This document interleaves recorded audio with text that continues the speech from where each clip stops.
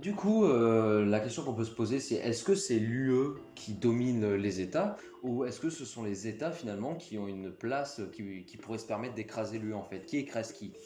Ouais, mais c'est ça, parce qu'en fait, là, faut mettre le truc dans le contexte. C'est-à-dire qu'on vit aujourd'hui dans un discours ambiant. C'est un discours qui vient en fait de l'extrême droite, mais qui peut être repris par un certain nombre de gens, y compris par exemple certaines personnes à la France Insoumise ou même certaines personnes qui se revendiquent communistes, qui est qu'il y aurait une espèce de mondialisme ou de volonté de créer des instances supranationales qui seraient contre les États-nations et qui comment dire, viseraient à les vider petit à petit de leur substance, quoi. C'est ça la question, finalement. Mais en réalité, à tous les niveaux, ça reste les États qui contrôlent l'Union européenne. Pourquoi? Parce qu'il y a une Commission européenne qui est une structure technocratique, mais qui fonctionne sur le mandat fixé par le Conseil des ministres européens. Là, on y reviendra dans la discussion sur l'architecture de l'UE. Mais en réalité, c'est les ministres européens, je ne sais pas, de l'agriculture qui se réunissent et qui votent, qui définissent des politiques en matière d'agriculture. Et ça, c'est les États. Voilà, d'une part. Et d'autre part, quand les États n'ont pas envie d'appliquer ce qui a été voté, ils ne l'appliquent pas. Hein. La Commission est loin d'être toute puissante. Hein. Voilà. Et donc c'est vraiment cette idée comme quoi les États auraient perdu leur souveraineté par une instance supranationale. Ben non, parce que cette instance, c'est les États dedans, déjà.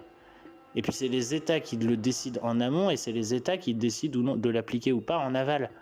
Donc en définitive, c'est quand même vachement c'est quand même vachement un fantasme, quoi. Puis on sait très bien, enfin, franchement, moi je comprends pas, par exemple, qu'il y ait des gens de gauche qui parlent de mondialisme encore maintenant. Moi je trouve ça absolument révoltant parce que le mondialisme, c'est une notion vraiment d'extrême droite avec, je veux dire, une conception comme soit dans certains cas antisémites ou dans d'autres cas anti-franc-maçon ou autres, comme quoi il y aurait un complot visant à constituer un gouvernement mondial.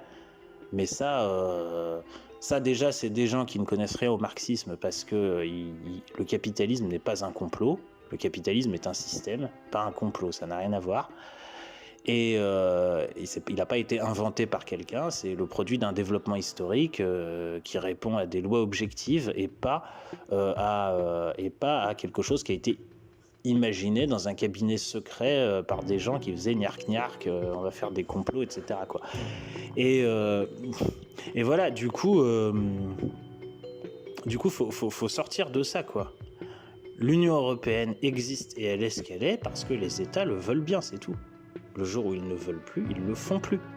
Regardez par exemple la Hongrie de Viktor Orban.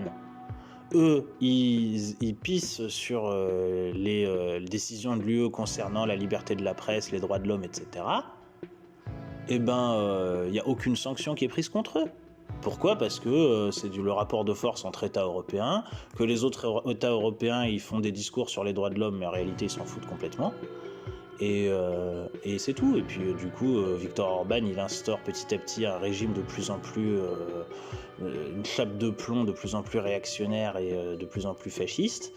Et ça passe comme une lettre à la poste. Il s'en fout. Parce que c'est un État et que l'État hongrois continue à disposer de ses prérogatives d'État. C'est ça la réalité. De même que l'État français le fait aussi. C'est pas... si un État veut faire quelque chose, il le fait. S'il veut pas le faire, il le fait pas. Ou alors il faut l'y contraindre par la force. Mais pour l'instant, l'Union européenne n'a pas les moyens de le faire. Ou alors faudra m'expliquer comment. Dans le pire des cas, là, qu'est-ce qu'elle fait, la Commission européenne? Elle fait payer des amendes. Mais dans le cas de la Grèce par exemple, parce qu'on risque souvent de le ressortir, la Grèce, c'est quoi la situation? Ah oui, mais c'est autre chose. Parce que l'Union européenne, elle fait des amendes, mais par exemple l'Angleterre, elle doit plein de fric et elle les a jamais payés. Donc là, la Commission européenne, elle peut rien faire. Mais la Grèce, c'est autre chose. La Grèce, elle avait des dettes sur les marchés financiers. Et elle risquait de faire défaut. Mais là, c'est pas l'Union européenne, c'est les marchés financiers qui ont mis la Grèce à genoux. En réalité. C'est pas... sinon, la Grèce aurait fait ce qu'elle voulait, quoi.